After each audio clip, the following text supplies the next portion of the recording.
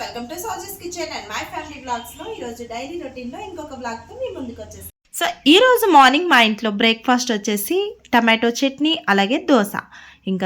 ఇంకా పిల్లలకైతే మార్నింగ్ బ్రేక్ఫాస్ట్కి ఒక్కొక్కసారి తింటే ఇంట్లో తింటూ ఉంటారు, కానీ బ్రేక్ఫాస్ట్కి అయితే బాక్స్లో అయితే కంపల్సరీ ఏదైనా టిఫిన్ పెడుతూ ఉంటాను. అలాగే ఫ్రూట్ బ్రేక్ కోసం ఫ్రూట్స్, డ్రై ఫ్రూట్స్ అలా ఏవో సున్నుండలు ఇలాంటివి ఏవైనా బాక్స్లో అయితే పెడుతూనే ఉంటాను అనమాట. ఇంకా వాళ్ళ డాడీ అయితే మా చిన్నదానికి లేపేసి 6:30 కల్లా వెళ్ళిపోవాలి కదా, ఫాస్ట్గా స్నానం చేపిస్తే తన కోసం నేను బాక్స్కి రెడీ చేసేస్తాను. ఇంకా ఇది వెళ్ళిపోయి కాసేపటికి మా రిషికి నేను స్నానం చేపించేస్తే తనైతే రెడీ చేసేస్తాడనమాట. ఇద్దరం అలా మార్నింగ్ కొంచెం షేర్ చేసుకుంటాం పనులు. ఈ విధంగా ఇద్దరు వెళ్ళిపోయిన తర్వాత ఇంకా 7:30 క్లాస్కి అయితే యోగా జాయిన్ అవుతాము. అలా 14 డేస్ అయితే కంప్లీట్ అయిపోయింది మా యోగా. ఇంకా తర్వాత తనకి లంచ్ బాక్స్కి కూడా ప్రిపేర్ చేయాలి కదా, మార్నింగ్ 9 కల్లా వెళ్ళిపోతాడు. సో అందుకోసం అని చెప్పి ఒక సైడు పన్నీర్ కర్రీ చేద్దామని ఉల్లిపాయ, టమాటా అలాగే దాల్చిన చెక్క అవన్నీ కూడా బాయిల్ చేస్తున్నాను. రసం అయిపోయింది, ఒక పక్క రైస్, పప్పు కూడా చేసేసాను.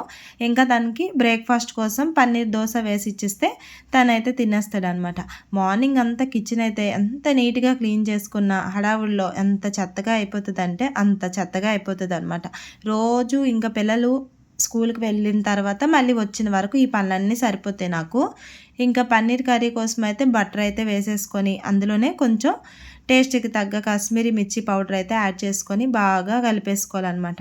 ఇంకా ఇదంతా ఫ్రై అయిపోయిన తర్వాత ఇందులోనే ఆల్రెడీ ఉల్లిపాయ, టమాటో, దాల్చిన చెక్క అలాగే కాజు అన్నీ పేస్ట్ చేసి రెడీగా ఉంచుకుంటాను.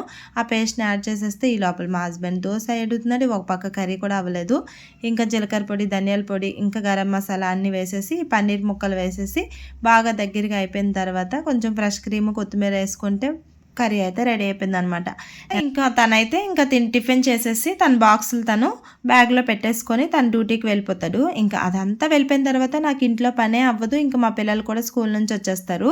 ఇంకా అలా స్కూల్ నుంచి వచ్చిన తర్వాత వాళ్ళకి డ్రెస్ చేంజ్ చేయించేసి తినిపించేసి పడుకోబెట్టి ఈవినింగ్ అయితే లేస్తామన్నమాట. లేచినప్పటికీ ఒక 5:30, 6 అయిపోతుంది. ఎందుకంటే మేము పడుకోవడమే 3:30 అలా అయిపోతుంది.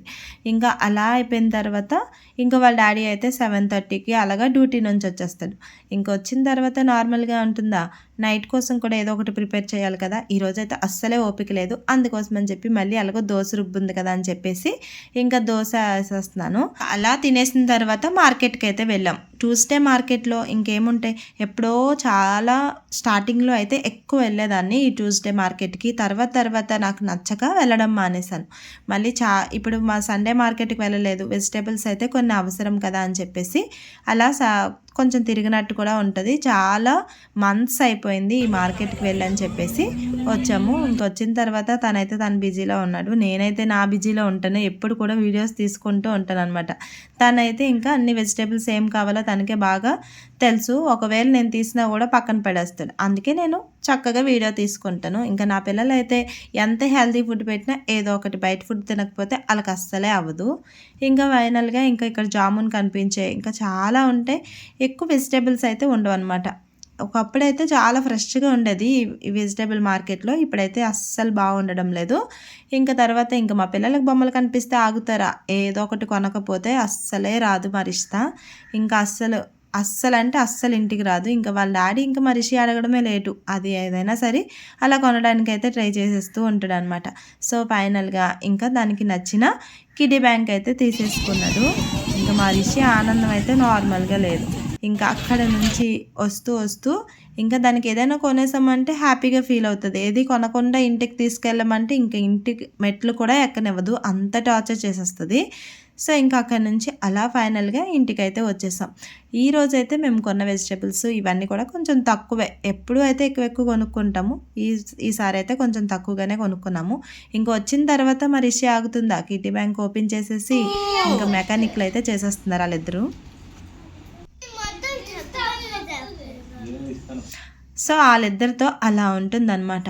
ఇంకా అస్సలు నార్మల్గా ఉండదు. ఏదైనా మెకానిక్కి వాళ్ళ డాడీని కూడా పిలుస్తుంది, ఇంకెందుకంటే ఇద్దరు ఒకే టైపు. సో ఇంకా ఆ తర్వాత ఇంట్లో ఆల్రెడీ టమాటోలు, కరివేపాకు, కొన్ని బీన్స్ అలా ఉన్నాయి. ఇంకా తెచ్చినవి కూడా చాలా ఉన్నాయి కదా, అవన్నీ కూడా సర్దేసుకోవాలన్నమాట. మ్యాంగోస్ అయితే చాలా బాగున్నాయి కదా, కేజీ 2 కేజీలు 100 రూపాయలు అనమాట. కానీ తింటే చాలా టేస్టీగా ఉన్నాయి. ఇవన్నీ సర్దినప్పటికీ నా తల ప్రాణం తోకకొస్తుంది. సో మరి ఈ వ్లాగ్ అనేది ఇంతటితో ఎండ్ చేస్తున్నాను. మరి మీకు నచ్చిందా? నచ్చితే కనుక లైక్ చేసి మరిన్ని వీడియోస్ కోసం నా ఛానల్ని సబ్స్క్రైబ్ చేసుకోండి.